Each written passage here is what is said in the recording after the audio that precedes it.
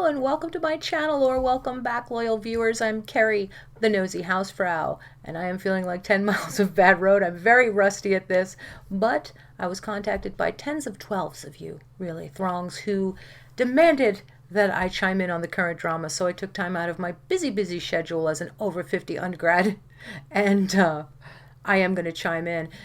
Speaking of women who don't give in to the pressures of vlogging, I had heard that Blocky Kristi was not addressing something very serious. And I don't know, maybe she will. Hi guys, so I obviously cut my hair and I'm going to be doing a video about that. Oh, thank God. She can't just ignore the elephant in the room that is her haircut. There were so many unanswered questions. I'm just so grateful she was making a video about that. And we were worried. All kidding aside, and I'm sorry because I've been doing a little laughing, I swear I'm not crying. This sucks. If we didn't laugh, we'd cry, as my mother used to say. If we didn't laugh, we'd cry. And that's kind of where we're at with this situation. And one of the reasons I want to chime in on it is because it's complicated. That makes it more interesting to me. And I think sometimes I have a different perspective. In this case, maybe I do. Right now, there are a lot of people very angry at Nikki Tutorials, Blocky Kristi, anybody who is supporting and liking James Charles. And I understand why. I mean, it's a good sign that people are offended by this. So if you're not aware, Nikki Tutorials, I'll start with her because it's a very short thing, but she did an escape the room recently with James Charles. Sorry. All of this stems from James Charles. Okay, can we just all agree to blame him? Because if we go to the Wayback Machine, when drama, pre-COVID, remember when the drama and the beauty communities were just starting to collide, and it was kind of interesting. Drama was fun. We weren't talking about things like assault and inappropriate behavior and predators. We were, poking fun at makeup. It was a different time. I really liked Jeffree Star and Shane Dawson. I loved when they did their collab. I don't know, it's like looking back at somebody you dated who was horrible and being like, what was I thinking? I'm just laughing because James Charles did an escape the room with Nikki Tutorials, and she posted on Instagram, I can't believe we didn't escape the room. Now, with Nikki, I can understand because I think there's intelligence there, but James Charles couldn't find his way out of a wet paper bag. He wouldn't even know he's in a room to escape. He had to escape his house once because he would invite people there. We're not dealing with a member of Mensa, is what I'm saying, when it comes to James Charles. That's crazy. I'm sorry. This is my first time back in a while, and I'm pretty giddy. I'm tired. I had to reinstall DaVinci. I'm having all kinds of technical difficulties, and I want to get this up. So I may find in the light of day tomorrow that I organize my thoughts a little better and do my setup a little better. So I'm sorry that I have the giggles, but some of this is funny. Just thinking about what led me to this, Peter Mon has done a series of ranting videos lately, and some people thought, when I put the teasers up for this, that I was looking at it in a way that I wasn't. Some people felt he's being too dark, he's being too-triggered or something. I've never enjoyed him more. YouTube put him in my path, and that happens sometimes. Some of you guys will show up when I'm, cleaning and just listening to YouTube. I'll be listening to, you don't even want to know how many times I've listened to the Darrell Brooks, his mother calls him Darrell Brooks trial. If you want to go down a rabbit hole, look that up. Oh my gosh, I probably know every line of that trial. He's the most infuriating person, and I just was fascinated by him representing himself, and so badly. So that I was watching that, things were just playing automatically, and then Peter Mon came on, and he was really mad, and he's not pulling his punches, and it's just raw, honest, anger, frustration, okay, and he's going off on Blocky Kristi and not covering for her, as sometimes people do when they have a weird interaction. They'll maybe cover for them. I know I've done that in my life, but we won't go into that today. But he was going off on Blocky Kristi because she had called him when she was starting to get some heat for saying James Charles was her buddy. after having a history of being an advocate for victims and believing victims, she calls this guy her buddy. And I think you know what he's done. If you don't, you can look it up. Not one, but two, but what, 3 oopsies? Where he's just, this time he's really going to check ideas. Oh my God, I feel so stupid. How stupid am I? This time I'm really going to check ideas. No, he isn't. Okay? What he has done is create plausible deniability. And I want to talk to you about that because I think that that is the core of why he's able to get people to have this persistent belief that he's an innocent, nice person. You could look at the people still supporting him and say that perhaps it's mired in clout for them. I try to be understanding of people who can't disengage from somebody that they had such a solid foundation with, that they liked and believed in, and then suddenly find out that person isn't who they thought. Because we're not. We're not what we say, we're what we do. And he's very good, like a lot of predators. James Charles is very good at charming people to having this bond with him, and he's so wonderful. And don't you believe it. When he says he's desperate, that's a lie. That is the sheep's clothing that the wolf is wearing. I'm just desperate. Every day he's desperate for some reason. Young, attractive, rich. How could he possibly find a mate? He's not desperate. He's depraved. There's a difference. When you're talking to somebody young and you know they're young, what he would do is have these exchanges, and I've explained this before, but he will have these exchanges, and then a day later, after he's had his fun or his exchanges, what? I had no idea. I was, sisters, I am so sideswiped, sisters, and then say that next time I'm definitely going to check for IDs. And then it happened again. How many times do you excuse that? And how old does he have to get for that to be disgusting? When one of those children was 14. And the older he gets, why is he still, and this is a point Peter Mon did make, is like, why are you still looking at people whose adulthood is questionable? Basically is what he said. But what got me into his rant was he sometimes would be very funny. And sorry, let me back up, because my giddiness is taking over. And I know it is a serious topic. It's something near and dear to me. And I have experienced finding out that somebody was creep. And I liked this person very much, so I was comparing this in my mind. How long does the transition take? For some people it could be different, right? How long you disengage from people. And for me it was pretty quickly aloha on the steel guitar. I mean, you live your life with empathy or you don't. And even though you might love James Charles, when this empirical evidence comes out, why do you still believe him? Why do you have this persistent belief? And I really hope against hope that Blocky Kristi will have a change of heart, because what happened was when genuine long-term fans asked her about why she's not addressing this, she would block them. And it really hurt some people's feelings. Very often when people say, oh, I'm such a fan, but that is a way for people to sling mud and say something terrible, and I get that. I've seen that a lot, so right away I had to look at that through my skepticals, like I look at everything, and I put my skepticals on, and I thought, wait a minute, were people really asking nicely? Because we know what people do. We know that people will say that I just asked nicely and she blocked me, and they said something that maybe to them was innocuous but hurt that person's feelings, and maybe they're the 100th person who said something obnoxious and you block. I don't judge the blocking. Block all day long. But when I see with my own eyes that it was somebody who was asking very honestly, how can I support you if you support him, and evidence that they've been a long-term follower and fan. So many people love Raw Beauty Christy.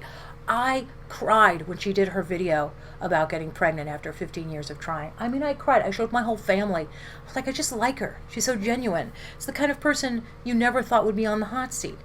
But then she lived long enough to see herself become the villain. And I don't really think that's what it is, because the Harvey Dent ideology does not apply. That implies that she had no control over this conflict, and I think she did. So when Peter Mon was talking about her, he said that she called him. When she was getting heat, she called him and said she wanted advice. This bothers me because I feel almost, and I was not privy to the conversation, and I don't talk to Peter Mon. I think, as he puts it, with certain people, we won't be going to the Chinese buffet, right? So I felt like she called him and perhaps knew to sort of try to appeal to his mature nature and the fact that he does give advice. And so, okay, maybe she's genuine and she wants to know from him what the advice was. But it really looked more like she was looking for validation and she wanted to get a feel for whether or not anybody was making videos about her. She asked him, and she knows specifically, Nick and Dustin Wood, and she knows that he knows them. After she spoke with him, she didn't talk to him after that. So it's sort of like, can you imagine not talking to somebody very often and then you call them just to pump them for information, and then you ignore them and you don't take their advice that you said you needed? You weren't looking for advice, perhaps, but for whatever reason, she chose to not address this and chose it. And when she did her videos, she instead, when people thought she was going to address it, did a makeup tutorial. The day that Nick's video broke, she's doing just makeup, and she's putting on, some people think this was not an accident, that she's putting on makeup like gossip and drama, and I don't know, makeup has weird names, but I sort of pictured it like this. And this color is Yakety Yak Peter Mon Stabbed Me in the Back Cognac. And I love this new shade. I just think about nothing while I'm doing makeup. This is Justin Daly and Nick Snyder Must Be Stopped Purple. I have no transition for that. It's not so much a dig at Christy as that just had to be done. So Peter Mon, his advice to Christy was, you have to say something. You must say something. And he didn't attack her, didn't say it angrily. From the impression I got was that he said, this is just going to get worse if you don't say anything. And I agree with that. And why is this different? Well, the rules are different when it comes to the protection of minors. This is not the same thing as you have to make this video or nobody's going to like you, or you have to speak about this. Some people will say, so-and-so did this and why haven't you made a video? And that person has nothing to do with them or me or whoever. Like people will just be like, why aren't you talking about this or that?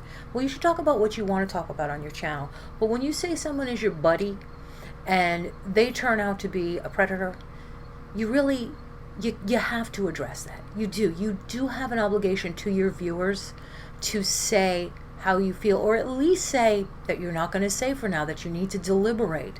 But that's not really good, because how long do you need to think about what this person did? And again, what if that was your 14-year-old? What if that was your nephew or your little brother or something? Like, it's different. It is different. And I don't think that people pressuring her to speak about this is wrong, because when you say that everything's okay with you with James Charles, you're sending a message that he can be supported, that he should have allies. And certainly he's gone to great lengths to make sure he has allies and people who will speak well of him. He's the salt of the earth to people. They just love him. And he's always 2 steps ahead, like a lot of predators. So that's my opinion, is that he knew to make people just fall madly in love with his personality and promise everything. And I am success and money and fame and all of these things that he made people feel they were a part of. And I understand, take away all of that. Maybe no one's shallow and they just genuinely love James Charles the way Toddy did for some mysterious reason. Let's just say they genuinely like him and they didn't think he could do anything for them. Why is it so hard to disengage from that? Why is it so hard? I mean, is that something that speaks well of somebody? Certainly you don't want somebody who's so fickle that as soon as somebody says you shouldn't like that person, they would go, oh, okay, I'm getting off that sinking ship. I'm not going to like that person. It is a virtue to hold on to a friendship that started with a strong foundation. Loyalty is a virtue. Not when it comes to children, though. And that's, to me, the difference. And that really set off Peter Mon, that she just kind of went about things the way that she did, because he has strong feelings about that as well. This isn't about just not liking James Charles and wanting to take somebody down. There are plenty of us who don't really even believe people can be canceled, but we believe that he should be sort of shunned, drummed out of the business, not in the beauty industry, nowhere around children certainly, and that he should be taken as lumps and not being lionized by people. That's just unconscionably wrong. And Peter Mon went off, and his rant, he was having a Diet Coke at 2 a.m. It was never more relatable. And he's out on his porch talking about her, and he just went off that, she was lying and, didn't talk to him, and he let her have it. And one thing that slipped out that just killed me was, because she lives on a farm, he's like, fine, go ahead and cancel yourself. I hope that farm is sustainable. And I just for some reason, my son and I went off on different scenarios. I'm like, oh, the TikToks you could do. I mean, obviously, that's not going to happen, and she has a much nicer kitchen than I do. I love her kitchen. But it was just funny to think of her, out there with, a ring light and then, mud coming on her face, get ready with me in the cornfield. So another thing that set Peter Mon off, and why he decided he was going to blow off steam about it, was that even a couple of videos in support of him, I think Rich Lux did one in support of him, and when he read the comments, there were some that criticized him, and it really pissed him off, because he was like, oh, no, I'm not the wrong one here.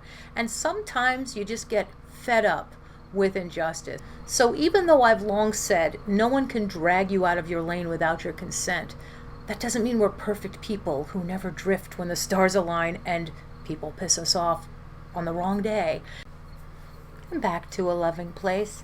So yeah, some of us, we leave our lanes sometimes. We're imperfect people. But then sometimes you go back into it and you've got an even thicker skin, and it takes all that much more, or maybe never, to get you to, take bait from people. And sometimes I can totally understand how somebody would need to blow off steam, and rants are great. Nobody has better rants than Nick Snyder, and he'll crack you up. It's that kind of thing when somebody is mad and they're, smart, and so they're just kind of spitting out truths. They're dropping truth bombs, and as they see it, and sometimes funny observations can come from that. I've done it myself. So yeah, I appreciate it. And something else that Peter Mon had said was that there's a person out there, and this person is a concern to me, but there is somebody who will remain nameless here. You could probably figure him out through Peter's video. And what he was interested in is attention from James Charles. So there's somebody making videos about Peter Mon, and that didn't help the situation. And they are strange, in my opinion. Not really getting facts together, not looking at truths, but maybe signaling to James Charles. And there was sort of an indication that James Charles owed them something. And you know what happens when somebody gets obsessed with somebody? Very quick for a fanatic to become an anti-fan. That's a red flag, and that's a concern if somebody thinks that, they want to get James Charles's attention so much, I don't know why, that they would do his bidding or fight his battles for him, thinking that, he's going to consider that white knighting and you're going to get his attention. It's another good thing about being an older vlogger. I don't care who likes or dislikes my videos. I don't. What I'm interested in is truth. That's what I seek. And that's the kind of topic that is interesting for me to chime in on. Something that really should have a social movement behind it. Something that really should have all of us having a voice and saying, no, this person should not be getting work. And I'm not big on ruining people, but I am big on protecting children. And children cannot advocate for themselves. I don't know how these kids got online, but let's not blame the victims. This is not an accident that he keeps winding up with these young kids. So you'll see a lot of great Dustin videos on this, a lot of great Nick and Peter Mon, and videos of people just, and of course, Spill Sesh, I love her videos. I don't have a lot of time to listen, but she's one of the ones I'll always play when I'm doing things, and I'm listening to vlogs. I'll deliberately put on Spill Sesh, and she's had good videos on stuff. So Jeffree Star is also a hot topic, because he came out and I'll just give you a tidbit of this, and I'll probably go into it in another video. But Jeffree Star is coming out against Trisha Paytas. Like, this whole thing where he came out and she's like, she lied about me. She's a lie. She's a liar. She tried to ruin me. And, I will just talk really low and then yell. I want to stab my ears. I hate loud people. And hate is a strong word, but I hate loud people. And so he's talking about her, saying that she lied about him. She tried to ruin him. I'm like, oh, hang on. We were all there. It's not like we don't remember what happened when you guys went to Vegas was you made fun of her. Believe me, this is the last channel you'll find saying that Trisha Paytas is worthy of your sympathy. But that sucked that he did that to her. He has shown time and again, number one, he's paranoid. He always thinks somebody's doing him wrong. He goes from love bombing people to thinking they are the worst people on earth. He's a very polarizing person. So he will think everybody's wonderful, they're great, their family, we've got this bond for life, and then they're dead to him because they did something or they're evil. I don't know if he's got a bad strain or something going on, but he's paranoid. He's extremely insecure and thinks everybody, and I'm sure he's had people out to attack him. I'm sure he's had people use him, but everybody is attacking you. Everybody betrays you. Everybody.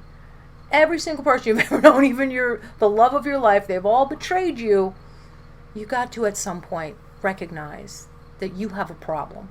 You're the one. And by the way, every time somebody leaves a room, Jeffree Star would badmouth them. That's not somebody you want to be around. That's toxic in every way. If you get close to him, don't trust that he's going to trust you, because you're not going to be able to build trust with somebody that paranoid. And the second you leave the room, they're going to badmouth you. I mean, he's sitting there saying how awful she was. Everybody's awful.